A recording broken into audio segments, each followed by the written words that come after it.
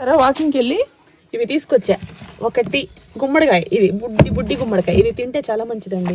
గుమ్మడికాయ పెద్దదైనా చిన్నదైనా లేక తిన్నా ఏది తిన్నా గుమ్మడి గింజలు తిన్నా మంచిది. చూడండి, ఇవి ఆకు, ఇవి సన్నగా కట్ చేసేసి, ఇవి సన్నగా కట్ చేసేసి నువ్వుల కారపొడి వేసేసి ఆవిరికి అలా మగ్గబెట్టి ఆయిల్ తక్కువ వేసి ఫ్రై చేసుకొని తింటా. ఆకుకూరలు తినండి, మంచిది శరీరానికి. స్కిన్ బాగా నిగారింపుగా ఉంటుంది. మా వెయిట్ లాస్లో ఆకుకూరలు ఇవన్నీ మాకు ఎక్కువ పెడతారండి. ఓకేనా? అందరూ ఎలా ఉన్నారు? బాగున్నారా?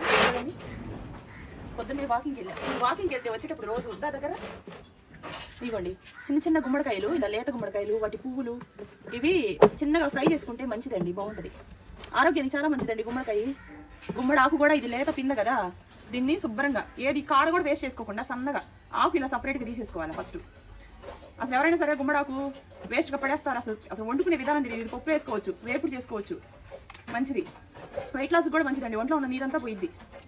మనం గుమ్మడి గింజలు తింటున్నాం కదా, అట్లాగే ఇది చూడండి కాడ ఇలా ఇది లేతది కాబట్టి సన్నగా కట్ చేసుకోవచ్చు. వాటర్ చూసారు ఎంత ఉంది ఇందులో, ఇలాంటి చాలు వాటర్ కడుతుంది, అంతగా ఉంటుంది. ఈ కాడలు చిన్న చిన్న మన మునక్కాళ్ళలా కట్ చేసుకొని ఇది వండుకొని తింటే చాలా మంచిదండి. మనకి గుమ్మడి గింజలు, పుచ్చ గింజలు, జీడిపప్పు, బాదం పప్పు ఇవి ఎంత శక్తిని ఇస్తాయో ఈ ఆకు కూడా అంత శక్తి. చీప్గా తీసి పడేయద్దు. కందిపప్పు కానీ పెసరపప్పు కానీ వేసుకునే ఆకు, ఇది సన్నగా తోటకూర పప్పులు ఎలా వేసుకుంటామో అలా వేసుకొని తినచ్చు. లేదా ఆకు ఎక్కువ తినాలి అనుకున్నప్పుడు ఆకుని మనం డైరెక్ట్ కొన్ని వాటర్ పోసేసి ఇవి కూడా సన్నగా ముక్కలు కట్ చేసేసి బాగా స్టీమ్ చేసేసుకొని దించిన తర్వాత ఆ వాటర్ పడేయకోకుండా తాగినా పర్వాలేదు. లేకపోతే వాటర్ కొన్ని పోసేసి డ్రై చేసేసి నువ్వుల కారపొడి, మేము అమ్ముతున్నాం నువ్వుల కారపొడి, కరివేపాకు కారపొడి, మునగా కారపొడి, ఇవన్నీ ఏ కారపొడి అయినా కరివేపాకు ఏ కారపొడి అయినా సరే పైన అలా చల్లుకోవచ్చు. కానీ దీంట్లో పర్టికులర్గా నువ్వుల కారపొడి చాలా బాగుంటుంది, ఎందుకంటే ఇది పప్పు కదా, టేస్టీగా ఉంటుంది.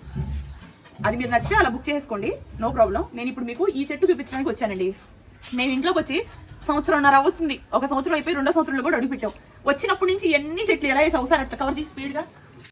అలాగే నాకు అన్నిటికల్లా ఎక్కువ ఇష్టమైంది మందారం ఒకటి, మందారం చెట్టు, మల్లెపూల చెట్టు, మరవం చెట్టు, ఇలా మునక్కాయ చెట్టు అండి. ఈ చెట్టు మునక్కాయలు 10 రూపాయలు పడేస్తే ఎక్కడైనా కాయలు దొరుకుతాయి మార్కెట్లో.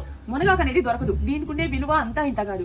మునగాకు తింటేనండి ఒంట్లో ఉన్న నీరు పోయింది, ఫ్రీ మోషన్ అవుతుంది, మోకాళ్ళ చిప్పులు అరిగిపోయి బాగా నొప్పులు వస్తూ ఉంటాయి చూడండి, అది సెట్ అవుతుంది. రోజు అంత మునగాకు తిన్నా, మునగాకు జ్యూస్ ఇంత తాగినా, పరగడుపున తాగిన తర్వాత బయటికి వెళ్ళారంటే బట్టలు ఎరుక్కొని రావడమే.